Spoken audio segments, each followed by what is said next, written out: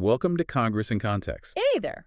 Right now, as you listen to this, billions of taxpayer dollars are just totally frozen. Yeah, completely frozen. Thousands of federal workers are stuck in this weird administrative limbo, completely unsure of when their next paycheck is arriving. Hmm? And the United States Senate, the so-called greatest deliberative body in the world, is effectively paralyzed by a math problem. A very stubborn math problem. Right. And, usually when we talk about Washington, there's this expectation of, grand statesmanship. You picture the mahogany desks, the careful deliberation, and the idea that our elected officials are just pointing at a problem and fixing it. Yeah, the textbook version of democracy we all learn in school. Exactly. But step into the actual day-to-day reality, and suddenly that machinery is grinding its gears so loudly it's deafening. The reality is messy, it's procedural, and right now it's incredibly gridlocked. It really is. And as a learner who wants to cut through that noise, you definitely come to the right place. Our mission for today's deep dive is to examine the official congressional record for Friday, March 20, 2026. The big one. Oh, massive. We're going to decode the complex procedural maneuvers that are currently stalling the Senate. We will objectively unpack this fiery partisan debate that has the floor in an absolute uproar. Yep. And then we're going to contrast that national gridlock with the deeply personal local stories that are just quietly preserved in the written record. That contrast is honestly my favorite part. Same. Okay, let's unpack this. Yeah. To understand the anger currently spilling over on the Senate floor, you first have to understand the specific bills that are stuck in the mud, right? Right. And the procedural mechanics keeping them there. Yeah, you really can't understand the shouting until you understand the invisible rules governing the room. Mm-hmm. So we're looking at two massive pieces of legislation that have just collided and stopped all forward momentum. Okay, lay them out for us. First, we have H.R. 2147. This is a consolidated appropriations bill, which is basically just a fancy way of saying it's the giant bucket of money meant to fund the Department of Homeland Security, or DHS. Got it. DHS funding. What's the second one? Second, we have S. 1383. Now, if you look up the original text of S. 1383, it was actually introduced as a bill to establish a Veterans Advisory Committee. Wait, which sounds completely uncontroversial and, totally unrelated to a massive partisan showdown. It does. But this highlights a fascinating how it works aspect of Congress. Yeah. Bills often get what we call hollowed out. Hollowed out, like a pumpkin. Basically. Yeah. A piece of legislation that has already cleared certain committee hurdles is stripped of its original text and used as a hollow shell to carry a completely different law. Wow. Okay. It's a way to bypass the early stages of the legislative process. So currently, S. 1383 is acting as the legislative vehicle for something called the Save America Act, the Safeguard American Voter Eligibility Act. Okay, so on one hand, we have funding for national physical security at our borders. And on the other, we have a major overhaul of voting eligibility rules. Yeah, exactly. Two massive, totally unrelated issues. But neither is moving. Why? Because of a critical procedural moment from today's record. It's a motion to reconsider a cloture motion. Ah, cloture. Yeah, cloture is one of those Washington jargon words that sounds intimidating, but it's basically the brake pedal for debate, right? That's a really good way to look at it. So the Senate was designed to protect minority rights, famously allowing for unlimited debate. That's the foundation of the filibuster. Yeah. Cloture is the Senate's only mechanism to force an end to that debate and actually move to a final vote on a bill. But to invoke cloture, you need a supermajority. You need 60 votes out of 100. So if you don't get 60. If you don't get 60, the debate never officially ends and the bill just sits there. Okay, let me make sure I'm visualizing the practical reality of this. A cloture motion is basically like trying to close out a massive group tab at a restaurant. Okay, I like this. No matter how exhausted the majority of the table is and how ready they are to just pay the bill and go home, if 40% of the table refuses to stop ordering drinks, nobody gets to leave. The tab just stays open forever. It's a great analogy, but with one twist. The people refusing to close the tab are also arguing that the restaurant is practically burning down around them. Oh, wow. Yeah, the stakes are much higher. And in the record for March 20, we see the exact moment the tab stayed open. Senator John Thune moved to reconsider a previously failed cloture vote on that Homeland Security funding bill, H.R. 70147. And what happened? They held roll call vote number 59, and the result was 47 yeas and 37 nays. Because 47 is well short of that magic 60-vote threshold, the debate cannot end. So the bill remains totally stalled. Completely stalled. Which means the funding for the entire Department of Homeland Security is effectively frozen in place. So, Now that we understand how these bills are stuck by a literal mathematical failure to reach 60 votes, we need to dive into why they are stuck. Why are these senators digging their heels in so deeply? This brings us to the intense floor debate. And before we break down these arguments, it's really important to explicitly note for you listening, our goal today is entirely objective. Absolutely. We are not endorsing either the Republican or the Democratic viewpoints here. We are simply acting as an impartial mirror, conveying the exact ideas and arguments as they were recorded in the official congressional record. Right, exactly. We're just looking to the text. So let's look at debate 1, the DHS funding under H.R. 7147. To understand the gravity here, you have to realize DHS is a massive agency. We're talking about 260,000 employees. It's huge. This includes the TSA, FEMA, the Coast Guard, Customs and Border Protection, and Immigration and Customs Enforcement, better known as ICE. And ICE is the absolute epicenter of this legislative earthquake. It really is. So let's start with the Republican view. Senators Bernie Moreno of Ohio and John Barrasso of Wyoming took to the floor to argue that Democrats are essentially holding 260,000 DHS employees hostage. Holding them hostage. Right. They pointed out the real-world consequences of this cloture failure, TSA agents ensuring safe air travel, Coast Guard members patrolling the waters, and customs personnel are all facing the prospect of working without paychecks. And their core argument centers on the necessity of ICE. Right. Yeah. They argue that refusing to fund ICE leaves the country highly vulnerable to transnational crime. Yes. They specifically highlighted the work of Homeland Security Investigations, which is a division of ICE in stopping drug trafficking, dismantling cartels, and handling complex cross-border criminal networks. They're framing this as a severe dereliction of national security. Okay, so that's the Republican side. Right. On the other side of the aisle, you have the Democratic view, led by Senators Patty Murray of Washington and Dick Durbin of Illinois. Their counterargument is that they are completely willing to fund the rest of DHS immediately. Like, they want to pay those workers today. Exactly. They want to pay the TSA, FEMA, and the Coast Guard right now. However, they are drawing a hard, non-negotiable line on ICE funding. They are demanding specific, sweeping accountability reforms before they will agree to release those funds. And they're demanding two things specifically: mandatory body cameras for ICE agents and strict adherence to judicial warrants for arrests. Yes. And they cited some very intense specific reasons for this on the floor, didn't they? They did. Democratic senators pointed to several alleged instances of abuse to justify this demand.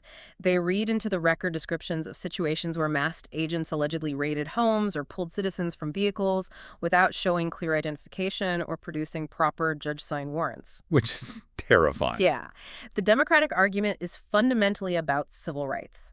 They argue you cannot give a blank check to an agency with that much physical power over people without enforcing basic, standard law enforcement accountability. So you see why the standoff is absolute.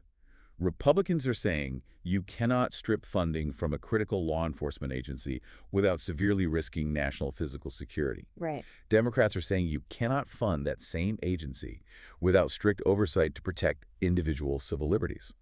And because neither side has 60 votes, The tap stays open. the tab stays open. And the incredible thing is, while this fight over the physical borders of the country is happening, there's an equally fierce battle happening simultaneously over the security of the ballot box. Yeah, this is S. 1383, the Save America Act. Let's transition right into that debate, too. The Republican view, forcefully argued by Senator Mike Lee of Utah and Senator Roger Marshall of Kansas, is that the Save America Act is just a basic common sense measure. Right. The bill would legally require individuals to provide photo ID and documentary proof of citizenship, like a birth certificate or passport, in order to register to vote in federal elections.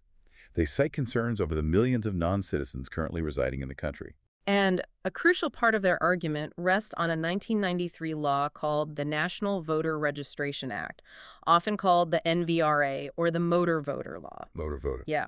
The Republicans argue that under the current interpretation of the NVRA, states are actually legally prevented from verifying citizenship documentation when people register to vote. But the Democrats are fiercely opposing this entire premise.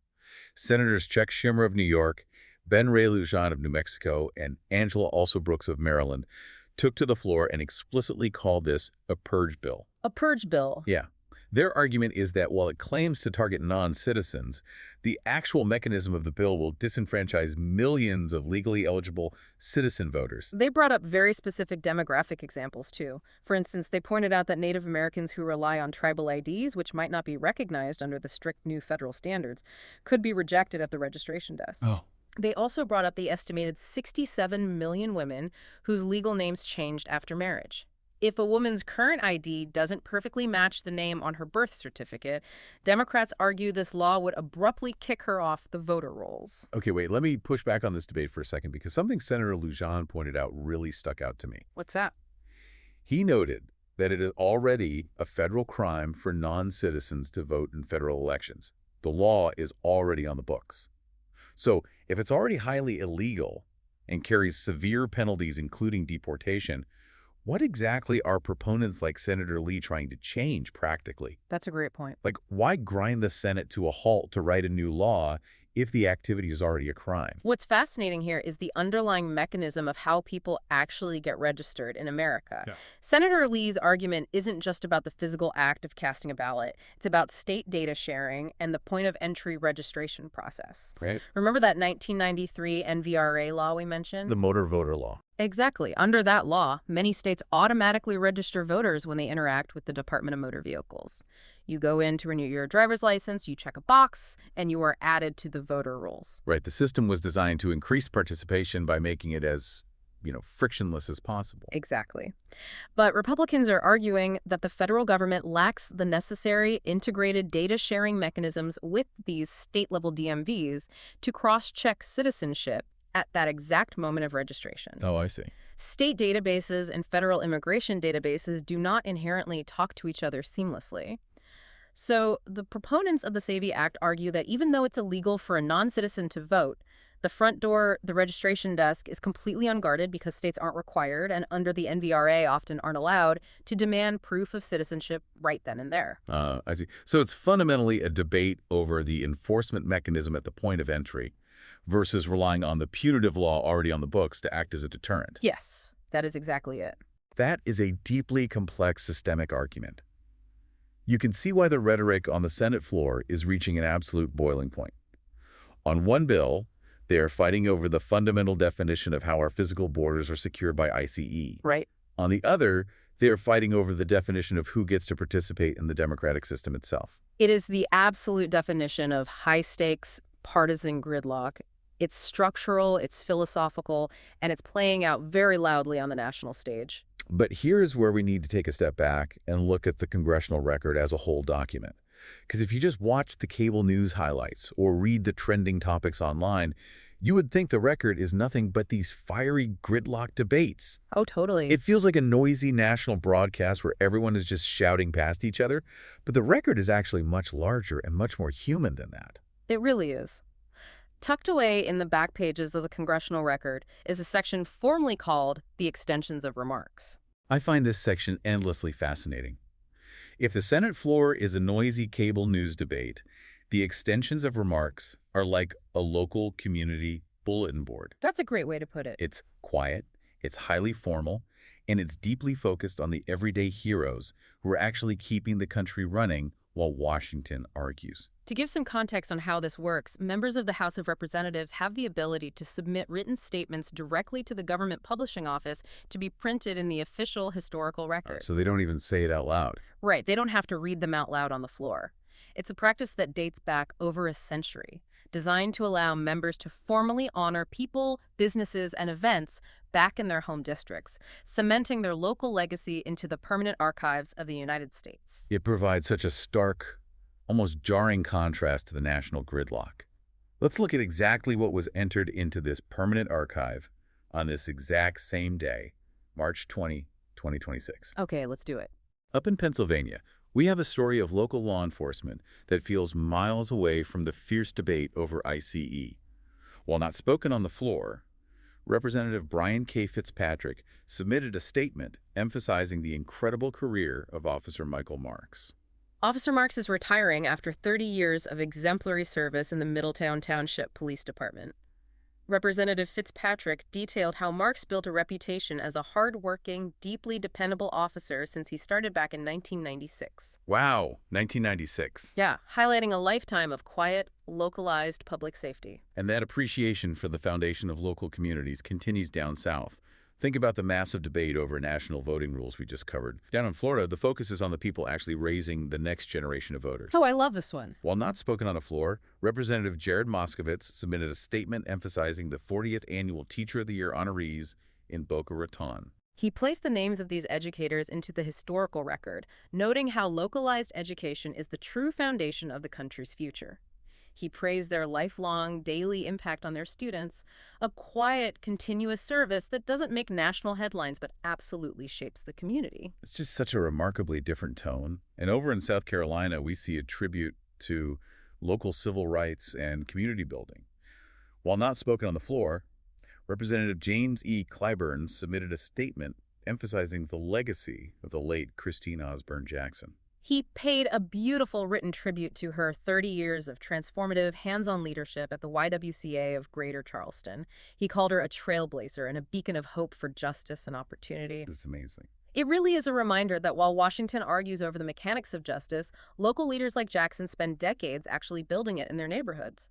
And we also see deep, unifying respect for military service that transcends any partisan bickering. Down in Tennessee, a member ensured that a very specific group of veterans won't be forgotten by history. While not spoken on the floor, Representative Matt Van Epps submitted a statement emphasizing the extraordinary courage of the MACV-SOG veterans. Yeah, that stands for the Military Assistance Command Vietnam Studies and Observations Group. Representative Van Epps entered this highly detailed tribute ahead of a commemorative event at Fort Campbell. Right. His goal was to permanently preserve the stories of these service members who undertook highly dangerous, secretive missions, ensuring their localized bravery is logged in the National Archives forever. So what does all of this mean for us, the learners, trying to understand our government? We have this massive printed document from a single Friday in March. On page 1, the federal government is essentially broken, fighting bitterly over multi-billion-dollar funding for DHS and the fundamental mechanics of voter ID. Right. But you flip to page 50, and it is a unified, harmonious chorus of gratitude. If we connect this to the bigger picture, it shows us the full, complex scope of the American political reality.